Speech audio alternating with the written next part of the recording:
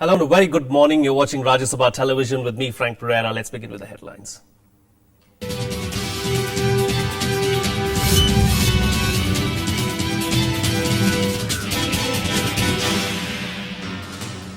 Congress fields Madhusudan Mistry against Narendra Modi from Vadodara, denies Manish Tiwari a ticket from Ludhiana. Arvind Kejriwal decides to contest against Modi in Varanasi, calls BJP's prime ministerial nominee for a debate. DMK chief Karunanidhi expels elder son MK Alagiri from the party. Alagiri says that he will challenge the decision in court. And Centre to seek legal opinion on Election Commission's order on gas price hike. Opposition welcomes EC's decision.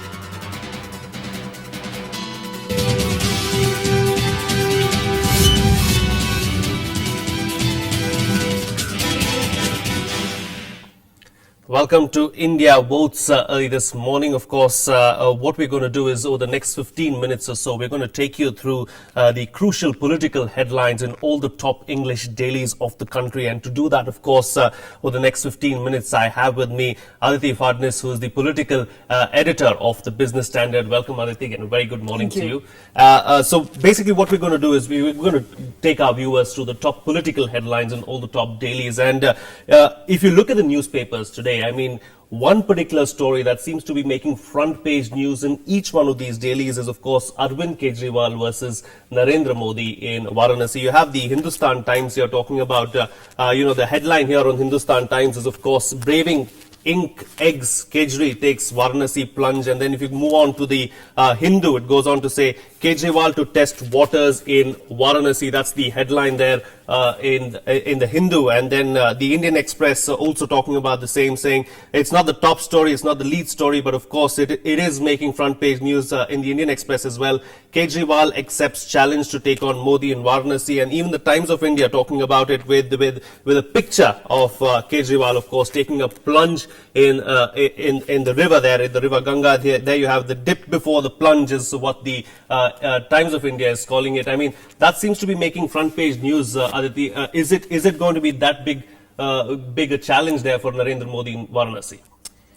Well, we'd like to believe that it would, but I'm afraid that there's no challenge at all. Mr. Kejriwal is extremely popular. He has taken the country by storm. But I still think that traditional politics still works. And, it still has the country in its grips. And I fear that this may be Mr. Kejriwal's undoing. Is it going to be the Aam Aadmi Party's downfall as well?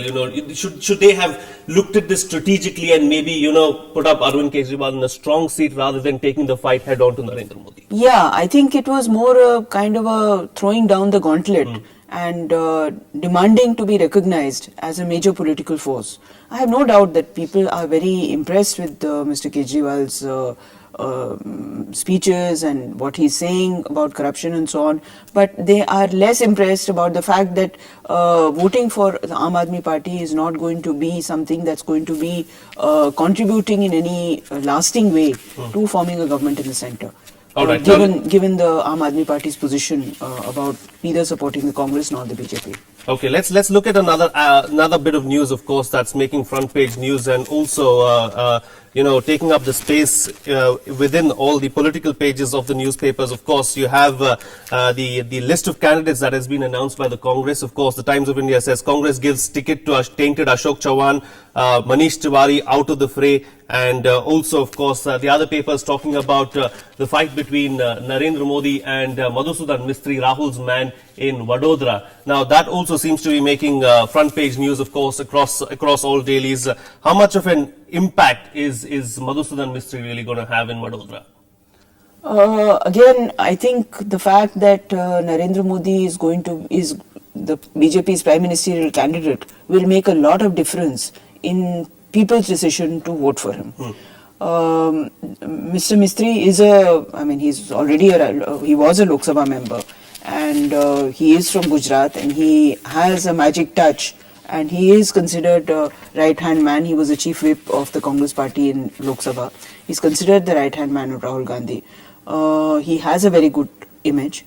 But again, I think people of Vadodara would rather vote for the prime ministerial candidate than for the second or third or fifth in command of a possible prime ministerial candidate of the Congress. What do you think was the strategy behind all of this as far as the Congress is concerned? Of course, there was already a candidate in place for Vadodara. He stepped down yesterday. Madhusudan Mistry has now been pitted against Narendra Modi. He is close to Rahul Gandhi. He is considered to be someone who's close to the Gandhi family, of course. Now, what is the strategy or what is the thinking, do you believe, behind this? I think it's the Congress is giving it a fighting chance. Mistry won the Lok Sabha last time from Gujarat. So I think they feel that he's a strong enough candidate to take Modi on. Okay. And this will change internal power equations in the Congress because one of the most important people from Gujarat in the Congress was Ahmed Patel. If Mr. Mistry is going to take on Modi and go down fighting, then he is going to become a very important person in the Congress because he's a giant killer in that case. Okay, let's look at the other two candidates. Of course, Manish Tiwari not being given a ticket. Is it the end of the road for Manish Tiwari's political ambitions, political career?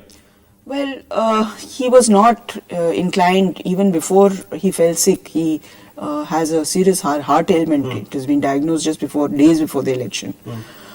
He was not keen to fight, and this was no secret that he didn't want to contest from Ludhiana, his old seat, and wanted to move to Chandigarh and made some efforts to displace Pawan Bansal, the sitting Congress candidate from Chandigarh. That didn't succeed, and people were not happy about that. So I guess if he doesn't want to fight the election and let's stay in the wilderness for 5 years, the Congress said so be it. And here you have Ashok Chavan, of course, tainted politician. Yeah. So is it a surprise that he's been given a ticket? We didn't expect that with all the noise that the Congress has been making about the other scam and other scams and their disavowal of anyone who is involved in a scam in power politics, now to give Ashok Chavan ticket makes no sense at all.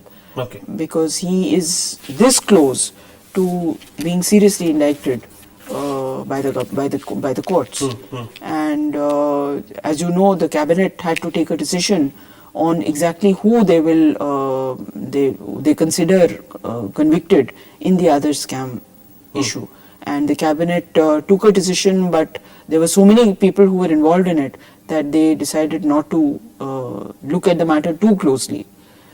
So I don't really know why Ashok Chavan has been given a ticket. Okay. Moving on now, of course, another political story making front page news, and of course, which has taken Tamil Nadu by storm, of course, is Alagiri expelled from the DMK, expectedly so. That's the lead story in today's Hindu. I mean, but what's happening there in Tamil Nadu, Aditya? I mean, very clearly, of course, the DMK seems to be a party which is in a lot of trouble. Of course, it's going through a transition phase, but one would have expected Alagiri also to be a part of that transition phase. Yeah, I think, the family closely controls the DMK, and Alagiri fell out because of his, partly because he was a little removed from the center of the family. He was a minister, as you know, in the government here. His area of strength is Madurai and the surrounding areas, where he is very strong. A lot of political observers are comparing this Lok Sabha election to the 1980 Lok Sabha election, when all parties fought independently without any allies. At the moment, only the BJP has a few allies, that to a very small number. Otherwise, all parties are fighting on their own. So, in a 4 or 5 cornered contest in Tamil Nadu, it's a very, there's no clear prediction about who can win. Well, certainly that seems to be the case. Now, what are the options as far as Alagiri is concerned? He's saying that he's going to move court, but is he going to get any kind of a reprieve from the court? No, of course not. I mean, any party has the right to throw anybody else out. In this case, I think Karunanidhi was given more or less an ultimatum by Stalin and his family that you either get this person out, otherwise the party will split and the family will split. So eventually, I suppose there will be a rapprochement. But at this point, politically, Alagiri is a question mark for all parties in Madurai and the surrounding areas. Certainly, of course. Let's move on from Tamil Nadu, of course, and concentrate on what's happening here in North India, and especially in the national capital region. Of course, we have Mayawati, who's decided to take the fight directly on to Modi this time around. The Hindu goes on to say that Mayawati says that, the claims that Narendra Modi has made are completely false. There is a debt of 1,45,000 crores in Gujarat is what she's saying. Hindustan Times here in one of the inside pages, of course, page 3 of the paper. In Gurgaon, Maya flaunts UP model attacks Modi. So she's clearly taking the fight onto Modi. Yeah, well, this has been happening for some time, but it's become more marked now. She has said earlier also that she will not support any communal forces at the center. But that's a matter of a decision much later. I think at this point, the most important thing is who's going to be number one in UP. Is it going to be the BSP or is it going to be the BJP? And so that she's taking the fight into Modi's camp for that reason, hoping that she will win the affections of the Muslims, who will then do tactical voting and vote for her party as their savior to prevent the BJP from coming to power. And are all these equations and everything that's being said right now going to change once the elections are concluded and once the results are out? Of course, it goes without saying. We've seen this a lot, Frank, in our lives, and we know that there is no pre-poll alliance. And Mr. Modi is playing a very dangerous game because he has decided to curtail as pre-poll allies in order to fight the maximum number of seats for the BJP. So the BJP will be the biggest group. BJP is contesting more elections in the Lok Sabha this time than ever before. So he expects that people will come to him rather than him going to the people. Certainly, that's what he would expect, of course, and the kind of man he is also, he would expect that, won't he? And so this is nothing but political posturing just before the elections, trying to reach out to their set of people and their set of voters. I wouldn't use the word political posturing. That's a very strong word. I would say that everyone is keeping their options open. Okay, everyone is keeping their options open. It's going to be a slugfest once the results are out. It remains to be seen what happens. Of course, another bit of news that's making not front page news on any of the newspapers, but of course all the inside pages are covered with this bit of information and this bit of news. Of course, Vasundhara Raje's show of strength in Barmer, and she defends party's decision of not giving a ticket to Jaswant Singh. This is what the Hindustan Times, of course, is saying, and even the Hindu goes on with the same kind of headline and talks about it as well, and this is where it is, of course. So what's happening there? I mean, the BJP clearly has sidelined a few of its stalwarts, few of its leaders. L.K. Advani is also not very happy with the seat that he's been given. So what do you see happening as far as some of these stalwart leaders are concerned? Well, there is a change happening in the BJP, and there are inevitably people who will get hurt by that change. In Jaswant Singh's case, it's all very sad. Because Jaswant Singh, as you know, was a founder member of the Janata of the BJP, and he was one of Atal Bihari Vajpayee's closest friend. Atal Bihari Vajpayee himself said that. He belongs to an era when the BJP would field candidates because they didn't have that many candidates from 2-3 seats, and some would lose, some would win, but they would all sit together, and everything was done democratically. In this case, Narendra Modi is talking about handing over power to the states, and chief ministers are becoming or see the chance of becoming fairly independent-minded satraps in their own right. Jaswant Singh is a casualty of that independence shown by Vasundhara Raje.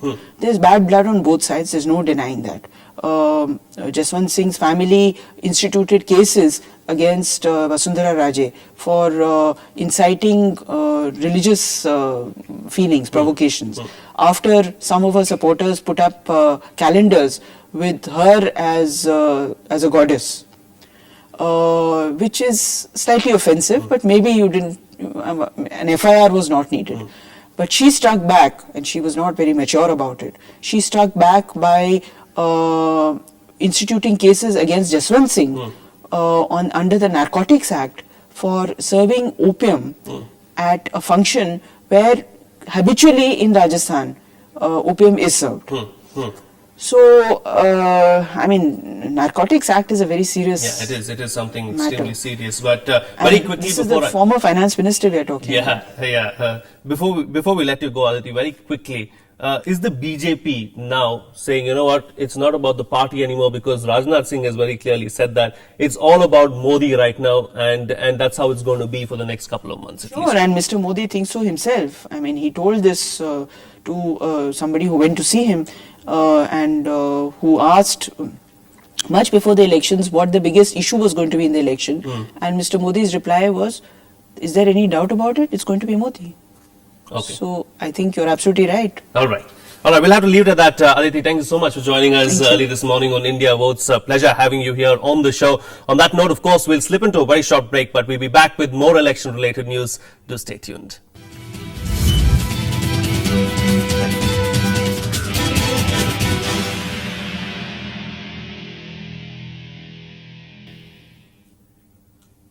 Welcome back. You're watching Rajya Sabha television. Of course, we were talking to Aditi Fadnis before the break and talking about several of the stories. Of course, let's move on now and take you through some of the other stories. Of course, reservation in jobs and education for sections in society was mandated for the creation of level playing field for all. Instead, down the years, the issue has taken on a strong political hue, with the quota regime being used to create vote banks. Here's a special report.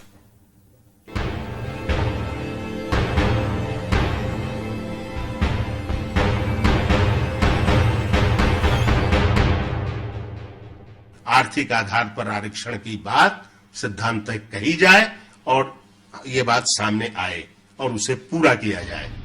The words raised a massive political storm, highlighting the political color of India's system of affirmative action, better known as reservations.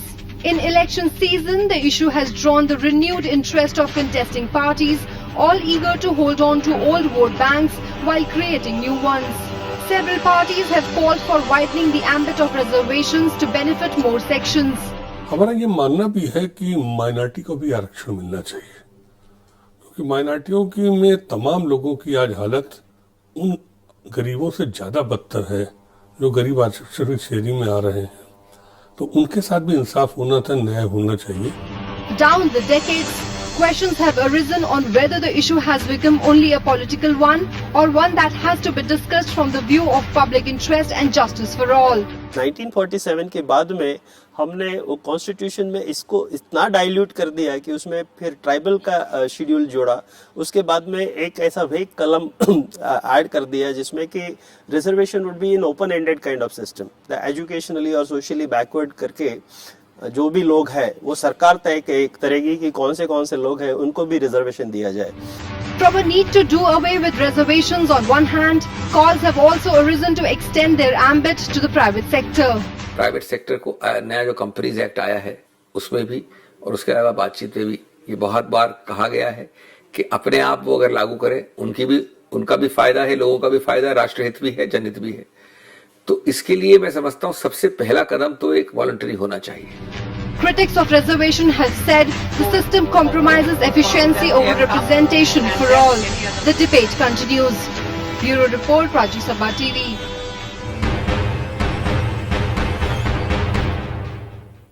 Moving on now, Union Petroleum Minister and former Chief Minister of Karnataka, Veerappa Moily, is confident that the Congress will get at least 22 seats in the state. Moily will defend his seat in Karnataka's Chikballapur constituency. Our correspondent Raj Kamal Rao caught up with him, and this is what he had to say.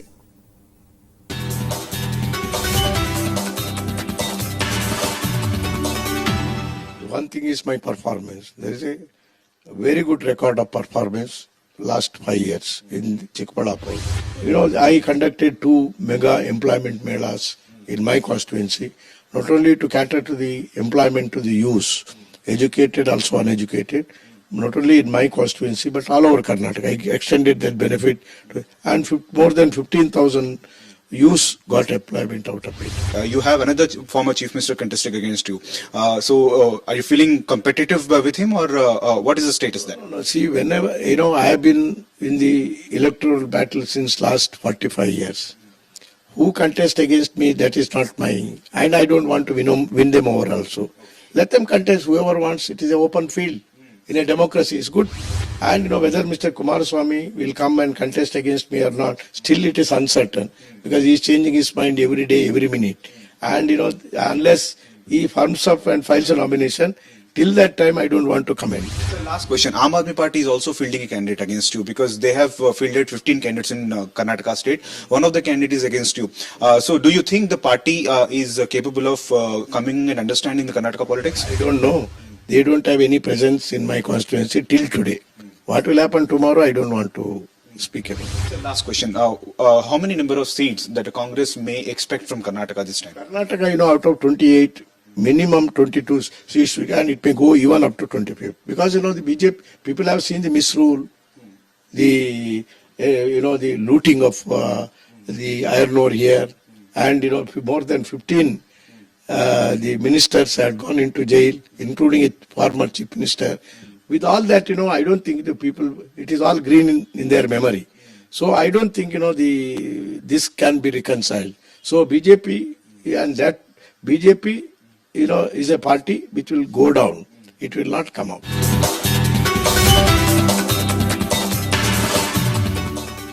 Well, suicides by farmers in the Vidarbha region is one of the prominent issues in the upcoming elections. The series of deaths started 11 years ago in the region, and to this day the region has no solution to the problems of the place. Here is a report from a village in Maharashtra.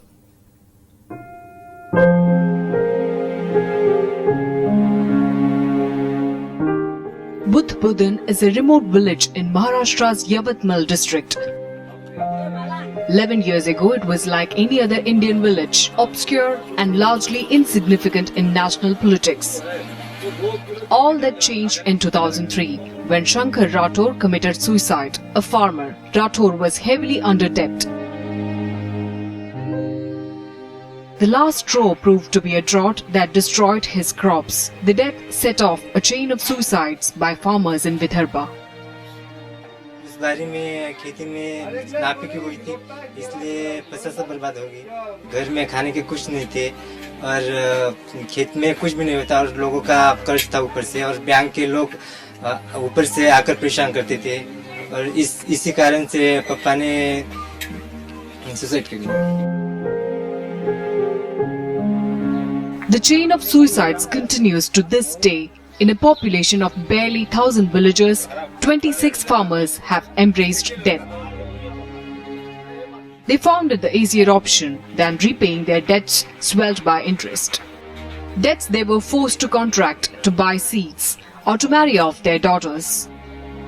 आत्महत्या का मुख्य कारण नापिकी है। जो साहूकार लोगों से जो ये किसान कर्जा लेते, वो कर्जा वापस नहीं दे पाते और ऊपर से उनका प्रेशराइज होकर। Even after over 6 decades after independence, this village has no rail connectivity. After the suicides, UN fact-finding teams, American Senate delegates and prominent Indians have visited the place. But there haven't been any solutions to the social-economic problems of the place. Villagers claim no house has access to over 2 kilograms of food grains. They squarely blame the government for their plight, but the government calls it a tragedy of nature. उसका कारण ये है कि irrigation कम है हमारे यहाँ, तो irrigation का बहुत बड़ा काम करेंगे। हमारे यहाँ औद्योगिकरण वैसे भी बहुत कम है क्योंकि हमारे डिस्ट्रिक्ट में काफी जगह भी खाली है। हम चाहते हैं कि ये दोनों विषय जो है इरिगेशन और इंडस्ट्री, ये एम्प्लॉयमेंट जनरेशन की बहुत बड़ी ताकत है। In a desperate attempt to escape the vicious cycle of poverty, the villagers are ready to even sell off their land, but there are a few buyers in this region. Experts are saying that the condition of farmers in the whole country is almost the same. But the Vidarbha farmer is facing double problem of the government's careless attitude as well as the natural calamities. Ravindra Singh Shoran in Yavatmal for Rajya Sabha TV. Moving on, now more than half of the tea produced in India comes from Assam, but the backbone of this production, the condition of labourers at these tea gardens, is desperate at best. Though they make up a substantial vote bank, political parties, of course, down the years have brought a little improvement to their lives. Here's a report.